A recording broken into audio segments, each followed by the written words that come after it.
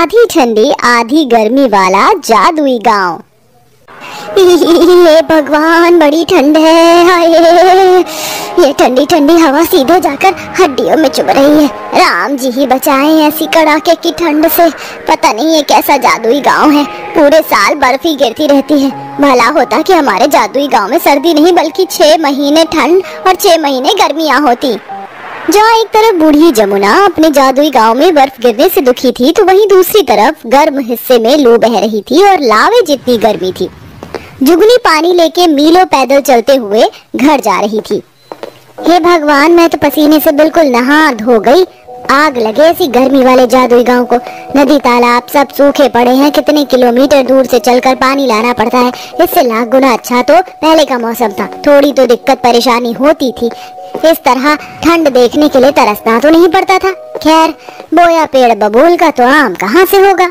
आखिर क्यों ये महिला ऐसे मिसाल दे रही है और क्या है इस जादुई गांव का रहस्य जिसमें एक समय पर 2 अलग अलग मौसम मौजूद है। तो चलिए इसके पीछे की कहानी देखते हैं। दूर दराज बसा हुआ बलियापुर गांव आज भी बाकी गांव से पिछड़ा हुआ है। वहाँ कमाने के ज्यादा जरिए उपलब्ध नहीं है। सभी लोगों के घर आज भी मिट्टी के और कुछ लोग फूस की झोपड़ी डालकर रह रहे हैं।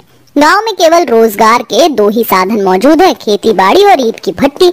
आधे लोग किसानी करते हैं और आधे ईंट की भट्टी पर मजदूरी करते हैं। जहां मोहन और हरिया निराश दिल से बातचीत कर रहे हैं।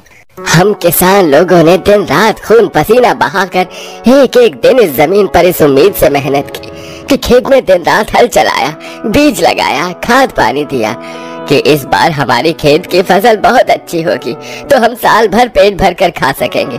लेकिन इस बेतहाशा गर्मी के मौसम ने हमारी सारी उम्मीदों पर पानी फेर दिया। अरे ये तो गर्मी के मौसम में हर साल ही होता है। हम जाने कहां कहां से कर्ज उठाकर खेती बाड़ी करते हैं, लेकिन ये गर्मी का मौसम हमारी अच्छी खासी फसल को नुकसान पहुंचाता है। अरे इससे तो अच्छा होता कि हमारे गांव में साल भर ठंड का मौसम बना रहता, तो हमारी फसल भी बर्बाद नहीं होती और मेहनत भी इस कदर जाया नहीं जाती। तुमने बिल्कुल ठीक कहा भाई।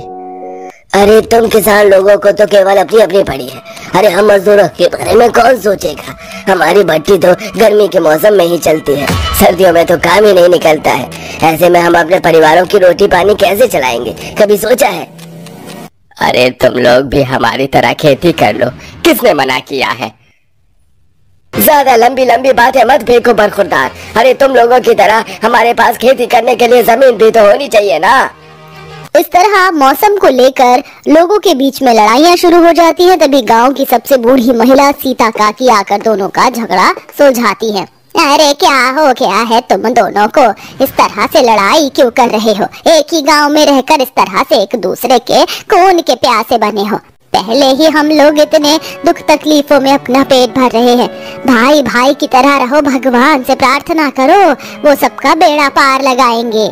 अरे बस करो काकी, अगर सच में भगवान होते तो हमारे गांव की परिस्थितियाँ इतनी गरीब और दुखदाई थोड़ी ना होती। बात करती हैं। गांव के गरीबी भरे हालातों ने गांव के तमाम निवासियों को नास्तिक बना दिया था, इसलिए कोई ईश्वर में श्रद्धा विश्वास नहीं रखता था। जबकि सीता इकलौती ऐसी थी जो अपनी दिन की शुरुआत भगवान का नाम लेकर करती थी और जब कभी उसके दरवाजे पर कोई इंसान या जानवर आ जाता तो वह उन्हें भूखा नहीं भेजती थी। इतनी मेहनत मशक्कत के बाद भी सारे गाँव वाले दुख भरी रोटी ही खाते थे।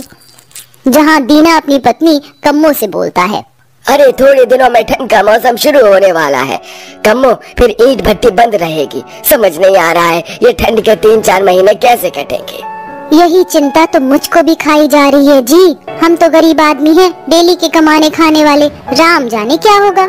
जहाँ ठंड के मौसम के आने पर भट्टी पर काम करने वाले मजदूर लोग दुख और शोक मना रहे थे, तो वहीं किसान लोग बेहद खुश थे। जहाँ मोहन रोटी खाते हुए अपनी पत्नी सरला से बोलता है, अरे किसी तरह से साल के 8 महीने कैसे न कैसे करके गुजर गए।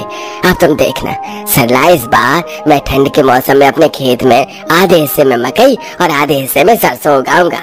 सर्दी के मौसम में हमारी फसल बिना किसी रुकावट के अच्छी होगी और साल भर खाने का जुगाड़ भी हो जाएगा। भगवान करे तुम्हारी सोच पूरी हो जाए जी। उधर सीता अपनी थाली में 2 रोटी बनाकर खाने चलती है, तभी एक कुत्ता काऊ काऊ करते हुए उसके दरवाजे पर आकर बैठकर पूंछ हिलाने लगता है। तुझको भूख लगी है? ये ले, इसमें से एक रोटी तू खा ले, मैं एक खाकर रह लूंगी। कुत्ता मुंह में रोटी दबाकर चला जाता है, तभी एक गाय भी आकर गुहार लगाने लगती है। लगता है आज ईश्वर ने मेरे नसीब की रोटी लिखी ही नहीं। लो गौ माता, ये तुम खा लो।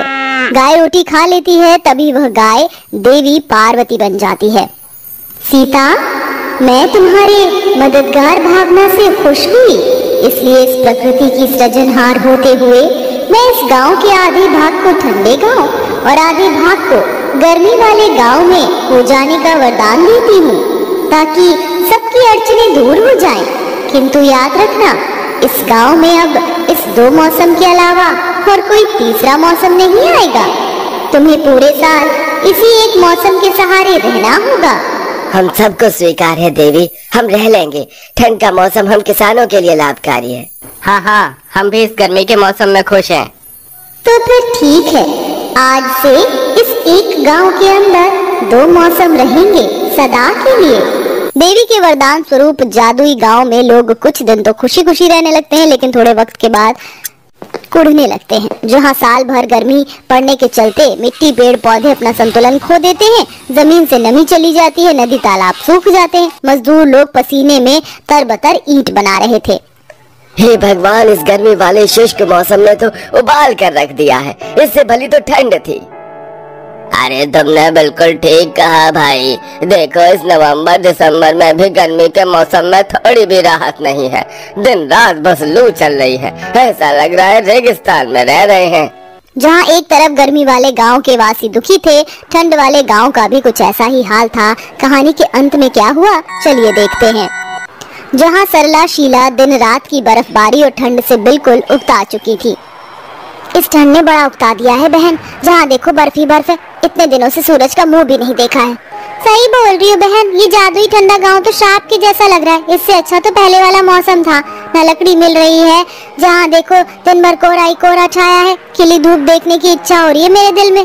तभी ठंड में ठिठुरते बूढ़े रामू काका बोलते हैं, अरे तुम सब लोगों ने तो ये वरदान मांगा था, अब जियो ऐसे दोहरे मौसम में। अरे मौसम का संतुलन जरूरी होता है।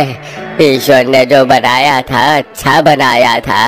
हम लोगों ने प्रकृति के साथ छेड़छाड़ की है। हमें अपनी गलती के लिए पश्चाताप करना होगा। सब गांव वाले मिलकर प्रकृति के संतुलन के लिए गुहार लगाते हैं। तभी पार्वती माँ प्रकट होती हैं। क्या हुआ, तुम गांव वालों ने मुझे फिर से स्मरण किया? अब तो मैंने तुम्हारी इच्छा पूरी कर दी है। किसानों को ठंडा गांव चाहिए था, उनके पास ठंडा गांव है। मजदूरों को गर्म गांव चाहिए था, तुम्हारे पास भी गर्म गांव है। अब क्या बाधा है? अपनी भूल को मान लेते हैं और सीता बोलती है, हे माँ, हम सबको हमारी भूल का एहसास है कि मौसम का संतुलन कितना जरूरी है। आपने हमारे जो इस गांव को आधे आधे मौसम में अलग अलग बांटा है। हम आपसे विनती करते हैं, इसे फिर से एक गांव बना दीजिए। अलग अलग ठंडा और गर्म गांव हमें नहीं चाहिए।